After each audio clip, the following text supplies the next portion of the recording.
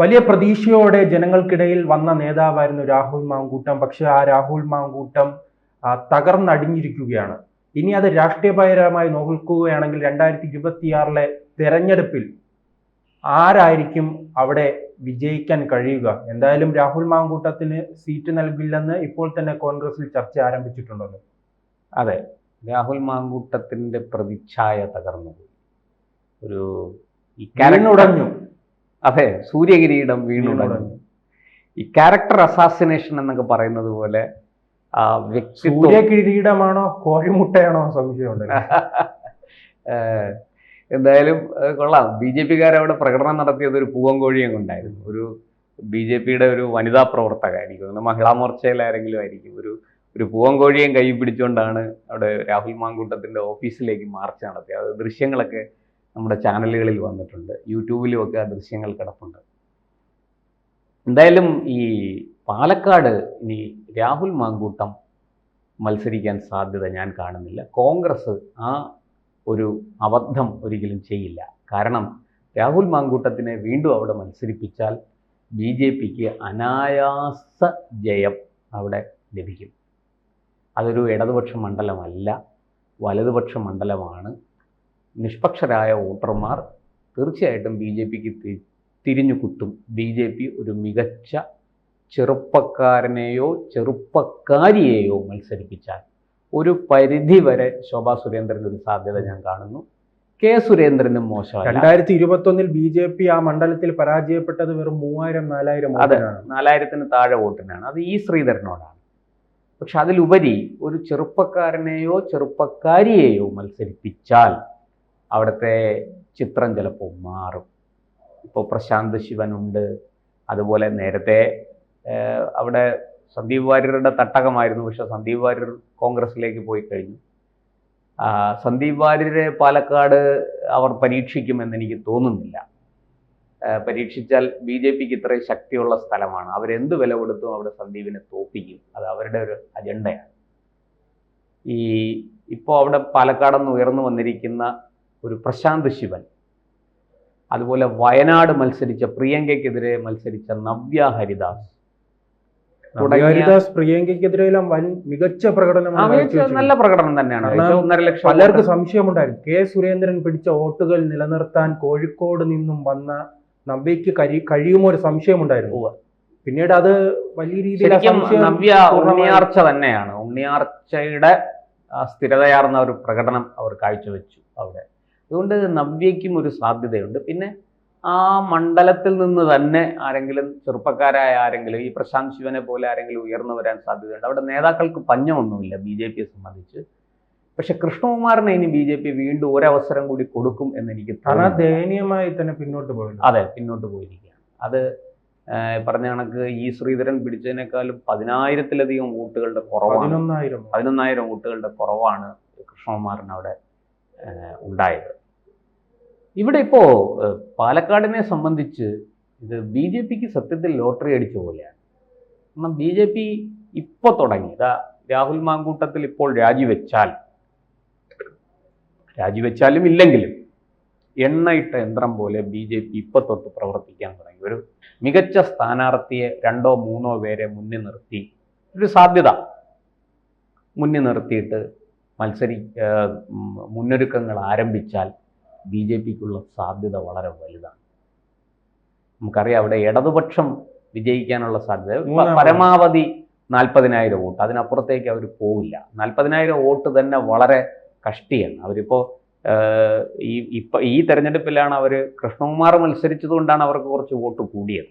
അത് ഈ കൃഷ്ണകുമാറിനോടുള്ള പ്രതിഷേധം കൊണ്ട് കുറച്ച് BJP-ക്കാർ അവിടെ ഇടതുപക്ഷത്തിന് വോട്ട് ചെയ്തിരിക്കാൻ സാധ്യതയുണ്ട്. കാരണം ഈ സരിൻ ആയതുകൊണ്ട്, കോൺഗ്രസിൽ നിന്ന് വന്ന ഇടതുപക്ഷത്തിൽ നിന്ന് മത്സരിച്ച ആളായതുകൊണ്ടാണ് കുറച്ച് BJP-ക്കാരെങ്കിലും അങ്ങനെ വോട്ട് ചെയ്യാൻ, ഈ പ്രതിഷേധിക്കുന്ന കുറച്ച് പേർ, കൃഷ്ണകുമാറിൻ്റെ സ്ഥാനാർത്ഥിത്വത്തിൽ എതിർപ്പുള്ള പ്രതിഷേധിക്കുന്ന കുറച്ച് പേർ അങ്ങനെ വോട്ട് ചെയ്തിരിക്കാൻ സാധ്യതയുണ്ട് എന്ന് പൊതുവെ ഒരു വിലയിരുത്തലുണ്ട്. പക്ഷേ പറഞ്ഞതുപോലെ BJP ഒരു നല്ല സ്ഥാനാർത്ഥിയെ 1-2 പേരെ മുന്നിലേക്ക് നിർത്തിയിട്ട് ഇപ്പോൾ തന്നെ പ്രവർത്തനം ആരംഭിച്ചാൽ അത് BJP-ക്ക് വരാൻ പോകുന്ന നിയമസഭാ തെരഞ്ഞെടുപ്പിൽ വലിയ നേട്ടം സംഭവിക്കും. ഉണ്ടാക്കാനാകും എന്ന് തന്നെയാണ് എൻ്റെ പ്രതീക്ഷ. കാരണം അതൊരു ബി ജെ പിയോട് താല്പര്യമുള്ളൊരു മണ്ഡലമാണ്. ബി ജെ പി ഭരിക്കുന്ന. അതോടൊപ്പം തന്നെ കഴിഞ്ഞ ഉപതെരഞ്ഞെടുപ്പിൽ വലിയ വിജയം കൊയ്തതിനു ശേഷം രാഹുൽ ആവശ്യപ്പെടുകയാണ്, ഞങ്ങൾ ഉടൻ തന്നെ മുനിസിപ്പാലിറ്റി പിടിച്ചെടുക്കും, പാലക്കാട് പിടിച്ചെടുക്കുമെന്ന്. ഇനി പിടിച്ചെടുക്കാൻ ഇയാളെ അവിടെ ഇല്ല. ഇനി അതെ, പിടിച്ചെടുക്കാൻ രാഹുലിന് അവിടെ കാലൂന്നി നിന്ന് വർക്ക് ചെയ്യാനുള്ള അവസരം വേണ്ടേ, പ്രവർത്തിക്കാനുള്ള തട്ടകം കൊടുക്കണ്ടേ? അതുപോലും കോൺഗ്രസ് കൊടുക്കുമെന്ന് തോന്നുന്നില്ല. കാരണം അത്രയേറെ നാണക്കേടാണ് രാഹുൽ അവിടെ ഉണ്ടാക്കി വെച്ചത്. സ്വയം പ്രവർത്തകർക്ക് വേണ്ടി ഞാൻ ത്യാഗം ചെയ്യുന്നു എന്ന ഭാവേനയാണ് രാഹുൽ ഇപ്പോൾ യൂത്ത് കോൺഗ്രസ് അധ്യക്ഷ സ്ഥാനം രാജിവെച്ചിരിക്കുന്നത്. അതൊക്കെ അവിടെ നിൽക്കട്ടെ. ഈ പറഞ്ഞതുപോലെ അവിടെ പ്രധാനമായിട്ടും മുനിസിപ്പാലിറ്റിയിൽ ബി ജെ പിക്ക് വലിയ നേട്ടം ഉണ്ടാക്കാൻ പറ്റും. എനിക്ക് തോന്നുന്നു ഈ തെരഞ്ഞെടുപ്പിലും ഉപതെരഞ്ഞെടുപ്പിൽ പോലും മുനിസിപ്പാലിറ്റിയിൽ ബി ജെ പി അത്ര പുറകിൽ പോയിട്ടില്ല. പിന്നെ അവിടെ പഞ്ചായത്തുകളിലേക്ക് വരുമ്പോഴാണ് 2 പഞ്ചായത്തുകൾ കോൺഗ്രസ്സിന് മൃഗീയ ഭൂരിപക്ഷമുള്ളത്, 2 പഞ്ചായത്തുകൾ ഇടതുപക്ഷത്തിന് ഭൂരിപക്ഷമുള്ളത്, പിന്നെ ഒരു പഞ്ചായത്തിൽ എല്ലാവരും ഏതാണ്ട് തുല്യ നിലയിൽ, ബി ജെ പി ഉൾപ്പെടെ എല്ലാവരും തുല്യ നിലയിൽ നിൽക്കുന്നത്. അവിടെ വളരെ ശക്തമായ ഒരു മത്സരം കാഴ്ചവെച്ച് ഈ പഞ്ചായത്തുകളിലെല്ലാം ബി ജെ പി മുന്നേറ്റം ഉണ്ടാക്കുകയും പറഞ്ഞതുപോലെ 2ാം സ്ഥാനത്തെങ്കിലും എത്താൻ സാധിക്കുകയും ചെയ്താൽ, മുനിസിപ്പാലിറ്റിയിൽ നല്ല മാർജിനിൽ 1ാം സ്ഥാനം നേടുകയും ചെയ്താൽ അവിടെ ബി ജെ പിക്ക് ഒരു വലിയ സാധ്യതയുണ്ട്. ബി ജെ പിയുടെ വോട്ട് ശതമാനം 2011-ലും 2016-ലും 2021-ലും ഒക്കെ ക്രമാനുഗതമായിട്ട് വർദ്ധിച്ചു വന്ന കാഴ്ചയാണ് നമ്മൾ കണ്ടത്. അത് പക്ഷേ 2024-ൽ അത് പുറകിലേക്ക് പോയി. ആ പുറകിലേക്ക് പോയതിന് കാരണം ഉപതെരഞ്ഞെടുപ്പാണ്. അതുകൊണ്ട് തന്നെ ആ പുറകിലേക്ക് പോയതിന് കാരണം അവിടെ ആ ഉപതെരഞ്ഞെടുപ്പിൽ സ്വാഭാവികമായിട്ടും ഒരു സംസ്ഥാനം ഭരിക്കുന്ന അതെന്തായാലും പാലക്കാട് ബി ജെ പിയെ സംബന്ധിച്ച് ഏറ്റവും കഷ്ടം പിടിച്ചൊരു കാലമായിരുന്നു തോന്നുന്നു. സന്ദീപ് വാര്യർ അതോടൊപ്പം തന്നെ ഈ അന്ന് ഭരണം പോകുന്ന ഒരു അവസ്ഥ തന്നെ പലരും ചർച്ച ചെയ്തിട്ടുണ്ട്. പല കൗൺസിലർമാരും കോൺഗ്രസിലേക്ക് പോകുന്നു. 13 പേർ നാളെ തന്നെ റെഡിയായി നിൽക്കുന്നു, രാജിവെക്കും എന്നൊക്കെ പറഞ്ഞ് വലിയ വാർത്തകളൊക്കെ വന്നതാണ്. അതാണ് ഞാൻ പറഞ്ഞത്. അവിടെ വളരെ കൃത്യമായിട്ട് മുനിസിപ്പാലിറ്റി കേന്ദ്രീകരിച്ച് നല്ല പ്രവർത്തനം നടത്തിയാൽ ബി ജെ പിക്ക് നിലവിൽ വലിയ സ്വാധീനമുള്ള വാർഡുകൾ ധാരാളമുണ്ട്. അത് പഞ്ചായത്ത് കൊണ്ട് മുനിസിപ്പാലിറ്റിയിലുണ്ട്. ബി ജെ പിക്ക് അവിടെ ജയം കൊയ്യാനാകും. പക്ഷേ പറഞ്ഞതുപോലെ സ്ഥാനാർത്ഥി നിർണയം വളരെ പ്രധാനമാണ്. വളരെ ആഴത്തിൽ ചിന്തിച്ച് ഒരു ചെറുപ്പക്കാരനെയോ ചെറുപ്പക്കാരിയെയോ അവിടെ നിയോഗിക്കണം. എങ്കിൽ മാത്രമേ ബി ജെ പിക്ക് അവിടെ നേട്ടം കൊയ്യാനാകൂ. കോൺഗ്രസിനെ സംബന്ധിച്ച് ഇനിയിപ്പോൾ രാഹുലിന് അവിടെ സീറ്റ് കൊടുക്കാനുള്ള സാധ്യത നമ്മളാരും കാണുന്നില്ല.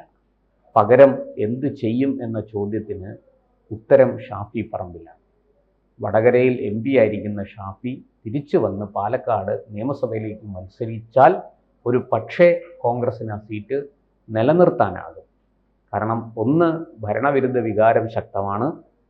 2, അതൊരു കോൺഗ്രസ് മണ്ഡലമാണ്, പരമ്പരാഗതമായിട്ട് കോൺഗ്രസ്സിന് സ്വാധീനമുള്ള മണ്ഡലമാണ്. 3, അവിടെ മുസ്ലിം വോട്ടുകൾ നിർണായകമാണ്. അത്യാവശ്യം നല്ല വോട്ടുകളുണ്ട്. 50,000-ലധികം വോട്ടുകൾ, മുസ്ലിം വോട്ടുകൾ അവിടെ ഉണ്ട്. അത് ഗണ്യമായ തോതിൽ കോൺഗ്രസ്സിന് പിടിച്ചെടുക്കാൻ സാധിക്കും. ഇതൊക്കെയാണ് അവിടെ കോൺഗ്രസ്സിന് നേട്ടമുണ്ടാക്കാൻ സാധ്യതയുള്ള കാര്യങ്ങൾ. അപ്പോൾ ഇതെല്ലാം മനസ്സിലാക്കിക്കൊണ്ട് അവിടെ കോൺഗ്രസ് പ്രവർത്തിച്ചാൽ അവർക്ക് ആ സീറ്റ് നിലനിർത്താൻ സാധിച്ചേക്കും. പക്ഷേ ഇന്നത്തെ സാഹചര്യത്തിൽ അത് വലിയ വെല്ലുവിളി തന്നെയാണ് ഈ രാഹുലിൻ്റെ പ്രവൃത്തി അല്ലെങ്കിൽ രാഹുലിൻ്റെ വീഴ്ച കൊണ്ടുണ്ടായിരിക്കുന്നത്. ഈ ഒരു വിവാദം കോൺഗ്രസിനെ വലിയ പ്രതിരോധത്തിലാക്കിയിരിക്കുകയാണ്. ബി ജെ പി ആകട്ടെ നല്ല 1ാം തരം ഒരു ആയുധം കയ്യിൽ കിട്ടിയ സന്തോഷത്തിലാണ്. അവരെ സംബന്ധിച്ച് വരാൻ പോകുന്ന മുനിസിപ്പാലിറ്റി തെരഞ്ഞെടുപ്പിലും തുടർന്നുണ്ടാകുന്ന നിയമസഭാ തെരഞ്ഞെടുപ്പിലും അവർ ഇത് ആയുധമാക്കും എന്ന് തീർച്ചയാണ്. ഈ ഇടതുപക്ഷത്തിന് പതിവ് പോലെ വലിയ നേട്ടങ്ങളൊന്നും അവിടെ അവകാശപ്പെടാനില്ല. അവർ അവരുടെ വോട്ടുകൾ പിടിക്കും. പിന്നെ ഈ പറഞ്ഞതുപോലെ ബി ജെ പി ജയിക്കാൻ സാധ്യതയുണ്ട് എന്ന് കണ്ടാൽ അവർ വോട്ട് മാറ്റി കുറച്ചൊക്കെ വോട്ടുകൾ കൊടുത്ത് അവിടെ UDF-നെ കോൺഗ്രസിനെ ജയിപ്പിക്കും എന്നുള്ള ഒരു കാര്യവും മുൻ അനുഭവങ്ങളിൽ നിന്ന് നമുക്ക് പറയാനാകും. മുമ്പ് അത് സംഭവിച്ചിട്ടുണ്ട്. അതുകൊണ്ടാണ് അവർ അവിടെ 3ാം സ്ഥാനത്തേക്ക് പോകുന്നത്. ബി ജെ പിയുമായിട്ട് വലിയ വോട്ട് വ്യത്യാസം അവർക്ക് വരുന്നതിൻ്റെ കാരണം അതാണ്. 2021-ൽ സംഭവിച്ചതും അതാണ്. അങ്ങനെ ഈ ഒരു വളരെ വിചിത്രമായ ഒരു ഒരു എന്താ പറയുക രസതന്ത്രം നിലനിൽക്കുന്ന ഒരു മണ്ഡലമാണ് പാലക്കാട്. എന്തായാലും നമുക്ക് കാത്തിരുന്ന് കാണാം. ഇനിയിപ്പോൾ രാഹുൽ മാങ്കൂട്ടത്തിൽ ഇപ്പോഴും MLA ആണ്, രാജിവെച്ചിട്ടില്ല. പക്ഷേ ഈ വിവാദം വരും ദിവസങ്ങളിൽ കത്തിപ്പടർന്ന് MLA സ്ഥാനം കൂടി രാജിവെക്കുന്ന തരത്തിലേക്കൊരു സമ്മർദ്ദം ഉയരാനുള്ള സാധ്യത ഞാൻ കാണുന്നുണ്ട്. അങ്ങനെ സംഭവിച്ചാൽ അത് രാഹുലിൻ്റെ രാഷ്ട്രീയ ജീവിതത്തിനും വലിയ തിരിച്ചടിയാണ്. കോൺഗ്രസിന് അതേസമയം അത് പാലക്കാട് നിലനിർത്താനുള്ള പോരാട്ടം കടുപ്പിക്കേണ്ടി വരും എന്നുള്ളതും സത്യമാണ്. കൂടുതൽ വാർത്തകളും വിശേഷങ്ങളും നിങ്ങളിലേക്ക് എത്താൻ ABC മലയാളം സബ്സ്ക്രൈബ് ചെയ്യുക, ബെൽ ബട്ടണും അമർത്തുക.